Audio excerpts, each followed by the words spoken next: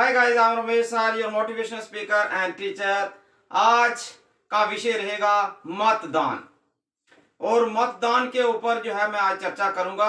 और आज की जो चर्चा रहेगी वो सारे वोटर्स के लिए बड़ी इंपॉर्टेंट रहेगी, क्योंकि हम आप लोग जो मत का दान करते हैं, यानी वोट जो हम देते हैं, हमारे वोट की क्या कीमत है और लोग हमारे वोट की कीमत क्या समझते हैं इलेक्शन से पहले और बाद में उसकी क्या कीमत जो है वो समझी जाती है। ये सारी बातें आज हम यहाँ पे डिस्कस करेंगे। तो सबसे पहले जितने भी मेरे हिंदुस्तान के वोटर्स हैं, और फिर बात करेंगे हम इलेक्शन की। तो इलेक्शन अगर एक पंच का होता है, सरपंच का होता है, बीडीसी का होता है, डीडीसी का होता है, या अगर हम बात करेंगे एमएलए का होता है या मेंबर पार्लियामेंट का होता है, ये सारे इलेक्शन की अगर हम बात करेंगे तो हम आप लोग जो है वो केवल वोट ही देते आ रहे हैं। और क्या हमारे वोट की इन लोगों ने कदर की है या नहीं, इसी पे जो है आज चर्चा होगी। आप सब ने ये एक्सपीरियंस किया होगा, ये भली भांति जो है वो आपने समझा होगा कि जब इलेक्शन आता है तो लोग जो है वो हमारे घरों की तरफ जो है उनका रुझान रहता है, और वो सुबह शाम रात को जो है हमारे घरों के वो चक्कर लगाते हैं और एक एक समस्या उस वक्त वो डिस्कस करते हैं हमारे सामने। पर मुझे एक बात बताओ कि जब इलेक्शन हो जाते हैं तो जब आप उनको फोन करते हो, उनके पास जाते हो कोई समस्या लेके, तो क्या उस समस्या का समाधान होता है या नहीं, ये आप लोग बेहतर जो है जानते हैं।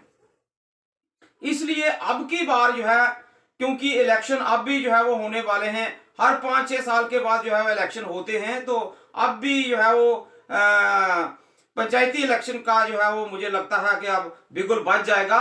तो वो जब बिगुल बजेगा तो आपके घरों में लोगों ने आना जाना जो है वो स्टार्ट कर देना है। और आप इस बार मेहरबानी करके लोगों को समझें, जो लीडर जो है आपके पास आ रहे हैं उन लीडरों को समझे कि उनके अंदर लीडर की कोई क्वालिटी है भी या नहीं, इंसानियत नाम की कोई चीज है भी या नहीं। क्योंकि बहुत सारे हमारे वोटर बेचारे कुछ अनपढ़ता के कारण और कुछ लोग जो है वो लालच में आ जाते हैं, और कईयों को जो है वो अपने रिश्तेदारों से जो है वो फोन आ जाते हैं। क्योंकि जब कोई इलेक्शन आता है तो हमारे गांव से ही बहुत सारे ठेकेदार बन जाते हैं और वो ठेका ले लेते हैं कि हमने इतने वोट आपको दिलवाने हैं, और वो ठेका जो है फिर जो चलता है तो वही तो गड़बड़ होता है। इसलिए इस बार आप जो है ये ठेकेदारी निजाम को बदलें, और इस बार आप कोशिश करें कि जब आपके पास इलेक्शन के लिए कोई भी नुमाइंदा जब आपके पास आए तो आप उनसे जरा पूछिए, हिंदू मुस्लिम सिख ईसाई को एक नजर से देखते भी हैं या नहीं। दूसरा प्रश्न आप उनसे ये पूछें कि कोशिश करेंगे कि वो किस किस्म के परिवार से जो है वो बिलोंग करते हैं, उनका जो है वे ऑफ टॉकिंग कैसा है, उनका तौर तरीका कैसे है, वो संस्कार की दुनिया से भी जुड़े हुए हैं कि नहीं। इस तरह के प्रश्न आप जरूर जो है वो अपने मन में, और अगर साहस करें तो उनसे पूछें भी। एक बात। दूसरी बात, ज्यादातर जो है अगर आप देखेंगे हमारे हिंदुस्तान में इस वक्त डेवलपमेंट की चर्चा कोई नहीं कर रहा। आजकल अगर कोई चिंगारी कहीं से मजहब की चिंगारी निकाल लेता है, उसके ऊपर 2-2, 3-3 महीने जो है वो बवाल चढ़ता है। टीवी नेशनल चैनल के ऊपर जो है वो उसमें डिबेट चलता है कि ये कैसे हुआ, वो कैसे हुआ। ये सिर्फ हम गरीबों की जो हमारी जो अटेंशन है उसको डाइवर्ट करने के लिए, हमारा जो रुझान है कि हमारे गांव में जो है डेवलपमेंट हो, हमारे शहर में डेवलपमेंट हो, हमारे बुजुर्गों को जो है वो बिना किसी अड़चन के जो है उनको पेंशन मिले, लोगों के मकानों के केस जो है वो हल हों, लोगों के बीपीएल के केस जो है वो शुरू हों। तो ये सारी बातों से ध्यान जो है वो हटाने के लिए इस तरह की चिंगारियां जो निकालने वाले लोग हैं, अगर आप इस बार के इलेक्शन में फिर इस तरह के लोगों को अगर आप मौका दोगे तो फिर डेवलपमेंट नहीं होगी, बल्कि अगर कुछ होगा तो वो सिर्फ जो है वो हिंदू और मुस्लिम की लड़ाई होगी, और हिंदू और मुस्लिम को लड़ाने वाला कोई और नहीं, यही सियासतदान है। अपनी अपनी कुर्सी बचाने की खातर अगर मान लो किसी एरिया में जो है हिंदू वोट ज्यादा है तो वो हिंदू की वहां पे बात होती है, यहाँ पे मुस्लिम ज्यादा है तो वहां मुस्लिम की बात होती है। हम लोग इनको समझ नहीं पा रहे हैं। इसलिए भगवान के वास्ते, अल्लाह ताला के वास्ते इस पर मेहरबानी करके इन लोगों को पहचानिए, और पहचानने के बाद मैं कहता हूं कि इनकी स्क्रीनिंग करके जो है वो इनको लीडर बना के आगे भेजिए, तभी जाके ये हमारी नुमाइंदगी करेंगे, तभी जाके हमारे जो है वो काम होंगे।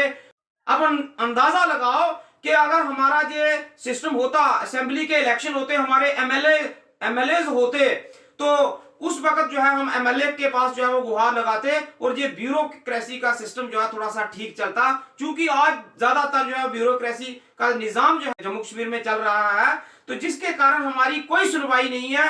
मैं कहता हूं कि एक बुजुर्ग की 36 महीनों की यानी 36,000 जो पेंशन बनी हुई है, उस पेंशन के बारे में जब मैंने उस केएस ऑफिसर से पूछा कि क्या अब हम क्या करें इसके लिए, तो उन्होंने कहा कि अब तो दोबारा जो है फॉर्म लग रहे हैं। मैंने बोला कोई बात नहीं, फॉर्म तो हम लगा लेंगे, लेकिन मुझे बताओ कि ये 36 महीनों की इनकी पेंशन है, उस पेंशन का क्या होगा। उन्होंने कहा कि ये तो भाई अब नहीं मिल पाएगी, क्योंकि इसका तो अब कुछ नहीं हो सकता, लेकिन आप जो है नेक्स्ट इसके कागज जो है वो बनाइए।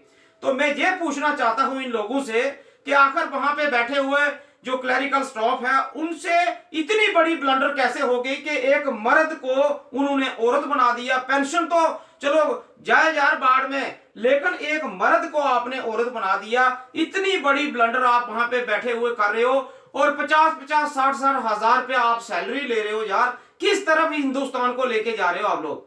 और इसी तरह से अगर ब्यूरोक्रेसी का सिस्टम चलता रहा और जो असेंबली इलेक्शन अगर हमारे डिले होते गए, तो मैं ये कह सकता हूं यहां से कि हमारा हिंदुस्तान एक बार फिर जो है वो गुलाम होकर रह जाएगा। तो इसलिए जो है हमारा हिंदुस्तान एक बड़ा महान देश है। हमारे गांव में बसने वाले लोग, शहरों में बसने वाले लोग, हम सिर्फ वोट दे के इन लोगों को जिता के वहां भेजते हैं, और भेजने के बाद जो है क्या हाल होता है। इसलिए इस बार का जो इलेक्शन हो, भगवान के वास्ते, अल्लाह ताला के वास्ते, आप उन लोगों को चुन के भेजें। हिंदुस्तान में सरपंच पंच जब अच्छे लोग आएंगे, तो मैं कहता हूं कि ग्रास रूट लेवल पे यही चीज होती है कि हमारा एमएलए आके पेंशन नहीं लगवाएंगे, हमारे एमपीज आके पेंशन नहीं लगवाएंगे। ये पेंशन का जो काम होता है, ये सरपंच और पंच के अंदर इतनी ताकत होनी चाहिए कि किसी बुजुर्ग को वहां ना भेज के सारे कागजात खुद लेके जो है वो पेंशन लगवाने का मादा रखने चाहिए। लेकिन ऐसा नहीं हुआ और ऐसा नहीं हो रहा। केवल ये एक पेंशन, एक बुजुर्ग की पेंशन की बात नहीं है। अगर मकानों की केस की बात मैं करूंगा, तो है कि जो मकानों के केस की मैं बात कर रहा हूं, कि उनका भी जब हम पूछते हैं भाई इसका कारण क्या हुआ, लोगों के मकानों की लिस्ट जो है वो कहां गई, लोगों के मकानों के केस डिलीट कैसे हुए, तो कोई भी मैं कहता हूं कि ऑफिसर हमें एक सेटिस्फैक्टरी जो है वो जवाब नहीं देके राजी है। समझ नहीं आ रही कि आखिर कारण क्या है। क्योंकि सेंटर से अगर पैसा आता है तो ये लोग पैसा कहां भेज रहे हैं, और हमारे मकानों के केस, गरीब लोग हैं गांव में, जब लोगों के पास हम जाते हैं तो लोग कहते हैं कि यार अगर हमें 1,00,000 1.5 लाख रुपया मिल जाता तो हमारे मकान के ऊपर भी जो है वो एक लेंटर पड़ सकता था, हमारे मकान के ऊपर भी जो है वो एक छत पड़ सकती थी, और हम भी जो है एक खुशहाल जिंदगी जो है वो जी सकते थे। लेकिन सब पे जो है वो पानी फिर गया। कोई बताने को राजी नहीं कि आखिर वो लिस्टें गायब कहां हुई।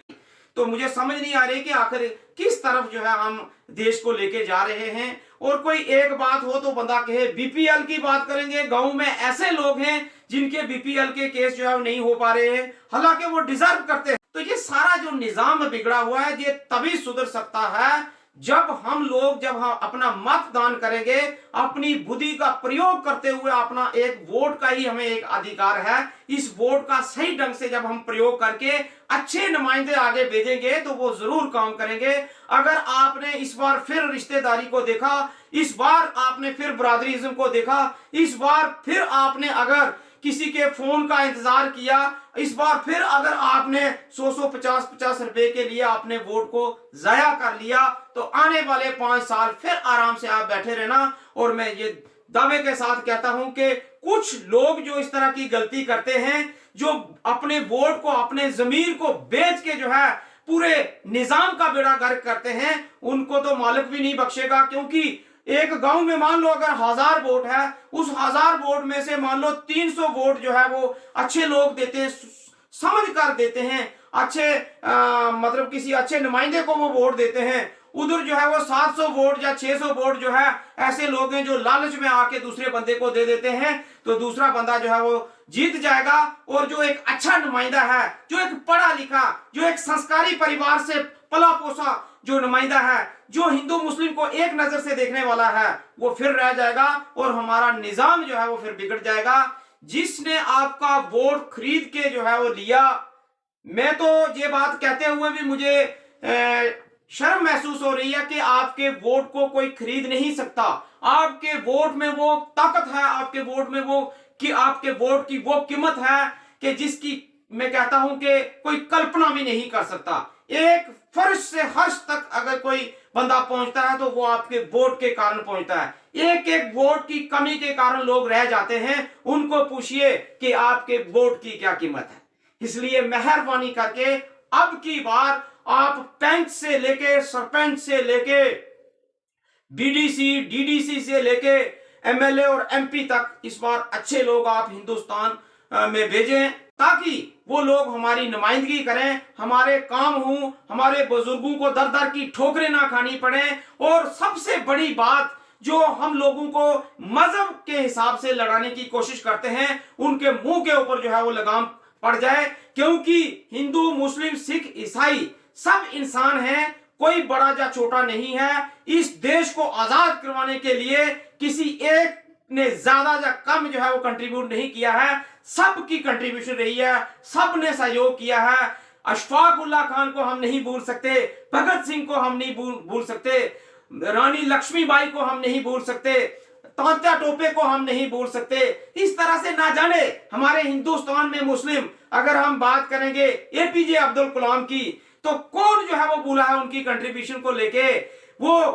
उन्होंने जो हमारे हिंदुस्तान में जो पहचान बनाई, उसको कौन जो है निकाल सकता है। इसलिए हिंदुस्तान को बनाने में जितना हिंदुओं का योगदान रहा है, उतना ही मुस्लिम भाई का भी रहा है। जो लोग हिंदू मुस्लिम की नीति करते हैं, इनके मुंह के ऊपर ताला लगाना है अगर, तो इस बार वोट जो है आपने सोच समझ कर आपने डालना है। आपको मैं एक बार फिर कहता हूं कि अगर ये वोट इस बार भी आपने अगर गलत जो है वो डाल दिया, तो आने वाले 5 साल के लिए फिर हिंदुस्तान में जो है वो अंधेरा छा जाएगा।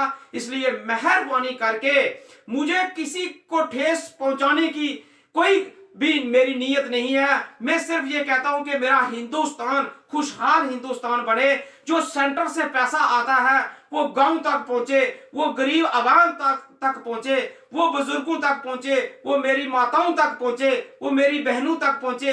जो गरीब बच्ची की शादी के लिए जो पैसे आते हैं, उनके पैसे जो है उनके अकाउंट में जो है वो पहुंचे। बच्चों के जो स्कॉलरशिप है वो बिना रुकावट के उन तक पहुंचे। स्कूलों में अच्छी ढंग से पढ़ाई हो, एक अच्छा निजाम चले। सारी बातें तभी संभव हो पाएंगी जब हम लोग ये जो मतदान करते हैं, ये जो वोट हम कास्ट करते हैं, ये वोट अगर हम अपनी बुद्धि के हिसाब से, अपने दिमाग के हिसाब से, अपने जमीर के हिसाब से करेंगे, तो हिंदुस्तान एक खुशहाल देश जो है वो बनने के चांसेस पूरे बने हुए हैं। पर अगर हम इस बार फिर रिश्तेदारी, बरादरीइज्म, हिंदू मुस्लिम सिख ईसाई वाली बात करेंगे, तो फिर जो है एक बार फिर जो है हमें मुंह की खानी पड़ेगी। इसलिए मेहरबानी करके सभी वोटर से मेरी रिक्वेस्ट है कि आप लोग इस बार अपने दिमाग का प्रयोग करते हुए आप जो है इस बार मतदान करें। शुक्रिया। जय हिंद, जय भारत।